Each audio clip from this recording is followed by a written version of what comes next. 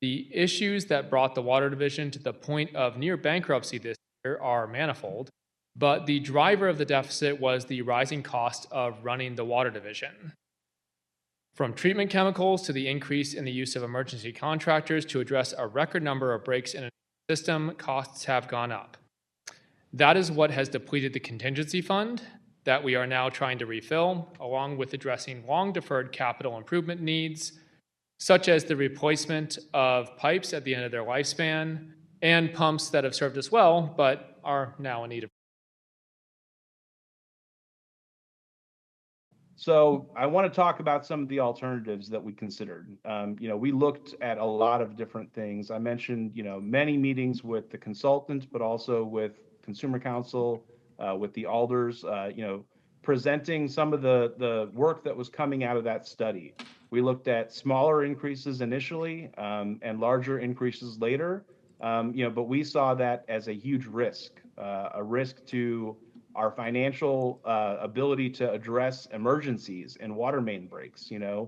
We've been talking about the seasons that we have for water main breaks, and also the very high number, more than 2 times the national average. Our ability to repair those breaks, those emergency events, directly relies on the funding that we have, and that reserve fund is dwindling down. It is not going to last, more than a couple of months here. And it is going to be a challenging summer if we do not get an increase. It's going to be hot, dry, and a lot of main breaks. We looked at alteration of assumptions. We've heard about, well, what if we tweak this parameter or make this slider go up or down a little bit? Take a look at 20-year bonds versus 30-year bonds. Take a look at playing with the numbers a little bit. And, what we found is that the compromise with a single assumption is just that, a compromise. It doesn't prioritize what we as utility leaders, prioritize first. It is safety, public health. Delivering essential water service is number one. It is not about the $1 or $2 that we can affect on the bills this year versus next year. So I really do want to hone in on this affordability rate. It is, again, one of the better outcomes that has been introduced in this board bill. It is establishing a permanent customer assistance program. It is for city residents only. It is, to help people who are at risk of losing essential water service due to income, due to age, due to natural disaster effects. We have some immediate eligibility in there, and then we do have a 50% subsidy for those who will qualify for the affordability rate. It's made possible by some of these other things that we've done, the comprehensive approach, in the study that we have taken to phase out special rates of subsidies for hospitals, zoo, and museums. Again, we received a lot of positive support from those stakeholders when we engage them to say that they are wanting to support the city, the community. We are committed to supporting our community all together.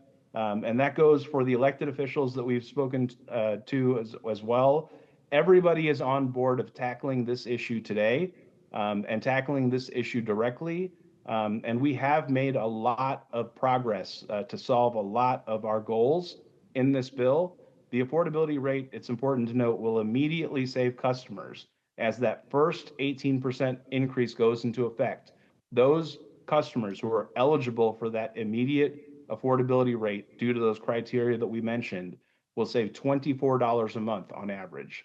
That is enough to cover some of the increases of other utility bills that are causing pressures on households too. This is an immediate savings for those who are eligible for this affordability rate. We think that is a great thing.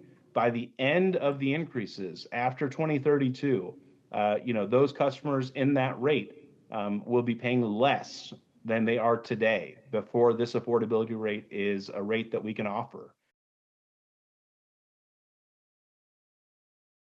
But first, I want to apologize to the residents of St. Louis. This has been 20 years too long. This should have been done 20 years ago. So as kicking the can, this was 20 years late. And so I don't want to mispronounce the young man's name that's over the water department, but I apologize to you because you walked into craziness and trying to correct the 20-year that we did not take care of this. So I applaud you because you've been very determined and you've taken a lot of slack to try to correct this. But this is going to be the hardest yes I'll ever have whenever we do the vote, because at the end of the day, as Alderman Browning said, we cannot kick the road anymore. Thank you.